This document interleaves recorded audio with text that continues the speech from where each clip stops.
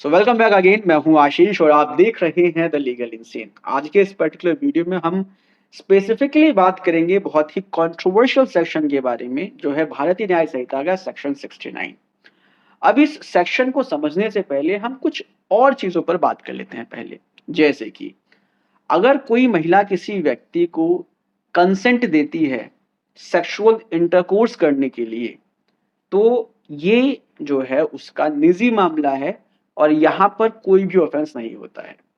अगर बिना कंसेंट के किसी महिला के साथ सेक्सुअल इंटरकोर्स किया जाता है तो वो रेप कैटेगरी में आएगा। लेकिन अगर कंसेंट के साथ सेक्सुअल इंटरकोर्स किया जाता है बशर्ते कि वो महिला अडल्ट है, तो यहाँ पर कोई भी ऑफेंस नहीं होगा। ना ही वो महिला विक्टिम होगी और ना ही उस व्यक्ति ने जिसने सेक्सुअल इंटरकोर्स किया है उसने कोई ऑफेंस नहीं किया है। अब यहाँ पर एक बात आती है कि ये जो कंसेंट है, ये कंसेंट आखिर महिला देती क्यों है? कुछ तो रीजन होगा कंसेंट देने का। कुछ रीजंस हो सकते हैं, जैसे अगर उसने सेल्फ प्लेजर के लिए कंसेंट दिया है देन दैट इज फाइन। लेकिन अगर उसने पैसे के लिए कंसेंट दिया है तो यहाँ पर एक दूसरा वर्ड आता है, प्रोस्टिट्यूशन। तो यहाँ पर ये प्रोस्टिट्यूशन है। आपको एग्जैक्टली पता होगा कि प्रोस्टिट्यूशन क्या होता है। पैसे के लिए सेक्सुअल रिलेशनशिप स्टैब्लिश करना किसी व्यक्ति के साथ अपने कंसेंट से, that is called prostitution. I hope you are getting the point. So जहां पर प्रोस्टिट्यूशन आपको समझ में आ गया होगा, और दूसरी चीज भी आपको समझ में आ गई होगी कि सेल्फ प्लेजर के लिए अगर कंसेंट दिया है तो कोई भी ऑफेंस नहीं है। यहाँ पर कुछ गलत भी नहीं है, मोरली भी गलत नहीं है और लीगली भी गलत नहीं है। लेकिन यहाँ पर एक थोड़ा सा जो है और बात समझ लेते हैं। अगर उस महिला को फॉल्स प्रॉमिस किया गया कि वो उसके साथ शादी करेगा और यहाँ पर फिर अगर वो सेक्सुअल रिलेशनशिप स्टैब्लिश करता है तो ये एक ऑफेंस होगा। लेकिन ये ऑफेंस पुराने कानून में डिफाइन नहीं था, लेकिन इसको ऑफेंस माना जाता था। अब नए कानून में जहां पर हम बात कर रहे हैं सेक्शन 69 की, सेक्शन 69 में ये स्पेसिफिकली मेंशन कर दिया है कि अगर कोई व्यक्ति झूठे वादे के साथ कि वह उसके साथ शादी करेगा, इसलिए वो उसके साथ सेक्सुअल रिलेशनशिप स्टैब्लिश करता है और बाद में मुकर जाता है, तो ये एक ऑफेंस होगा अंडर सेक्शन 69 ऑफ भारतीय न्याय संहिता, जहां पर उसको मैक्सिमम 10 साल तक की सजा हो सकती है। यहाँ तक बात समझ में आती है, बहुत अच्छा कानून है। इसके बाद ये कानून थोड़ा सा और आगे बढ़ता है। सेक्शन 69 आगे कहता है कि अगर कोई व्यक्ति किसी महिला को झूठा वादा देकर ये कहता है कि वो उसको एम्प्लॉयमेंट देगा, जॉब ऑफर करेगा या जॉब में प्रमोशन देगा, और इस बेसिस पर उससे सेक्सुअल इंटरकोर्स करता है और बाद में अगर वो जॉब ऑफर नहीं करता है या प्रमोशन नहीं देता है, तो ये एक ऑफेंस होगा जिसमें मैक्सिमम पनिशमेंट 10 साल तक की होगी। ये बात भी समझ में आती है, बहुत अच्छी चीज है। लेकिन अब हम इसको थोड़ा सा उल्टा करके समझते हैं दूसरी लैंग्वेज में।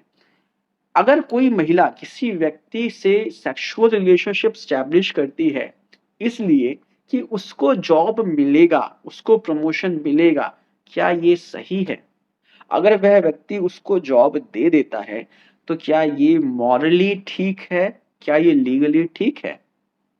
इसको हम कंपेयर कर सकते हैं अपने पहले वाले सिचुएशन से, जहां पर मैंने आपको कहा था अगर कोई महिला किसी व्यक्ति के साथ सेक्सुअल रिलेशनशिप स्टैब्लिश करती है अपने कंसेंट के साथ पैसे के लिए, तो वो प्रोस्टिट्यूशन था।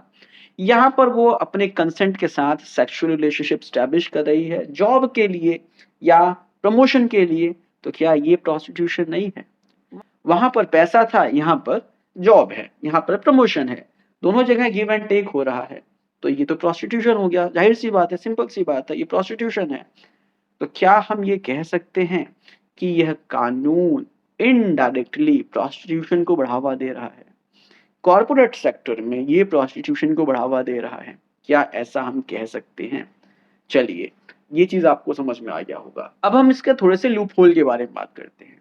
अगर कोई महिला किसी व्यक्ति पर यह आरोप लगा दे जॉब ऑफर करने के बदले उस व्यक्ति ने उसके साथ सेक्सुअल रिलेशनशिप स्टैब्लिश किया, या प्रमोशन के बदले उसने उसके साथ सेक्सुअल रिलेशनशिप स्टैब्लिश किया लेकिन मुझको जॉब ऑफर नहीं किया या प्रमोशन नहीं दिया, तो इस सिचुएशन में वह व्यक्ति तो बेचारा 10 साल के लिए गया। मतलब कि कोई महिला झूठे एलिगेशंस लगाकर किसी व्यक्ति को इस तरीके से फंसा भी सकती है फिर तो इस सेक्शन को यूज करके। तो ये इस सेक्शन का लूप होल है जिसका मिसयूज आगे किया जाएगा।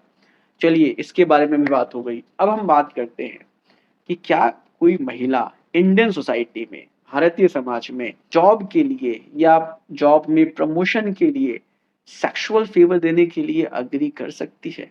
या हम इसको दूसरी लैंग्वेज में कहें कि कोई महिला जॉब के लिए या प्रमोशन के लिए सेक्सुअल फेवर देती है? अगर हम ऐसा कहते हैं तो क्या ये भारतीय समाज में, इंडियन कल्चर में भारतीय महिलाओं के प्रति अपमानजनक नहीं होगा? ये उनके अगेंस्ट, उनकी इमेज के अगेंस्ट डेरोगेटरी नहीं है?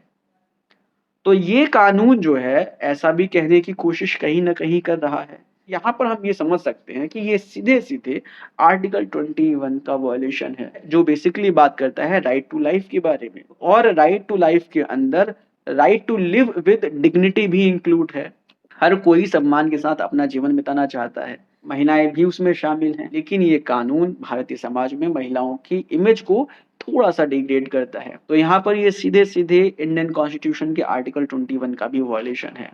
सो आई होप आपको बेसिकली अब ये समझ में आ रहा होगा कि ये कानून इतना कंट्रोवर्शियल क्यों है। उम्मीद करता हूँ कि इस वीडियो से आपको कुछ सीखने को मिला होगा। अगर वीडियो इन्फॉर्मेटिव लगी है तो इसको शेयर कर सकते हैं। मिलते हैं नेक्स्ट वीडियो में। Take care, bye bye.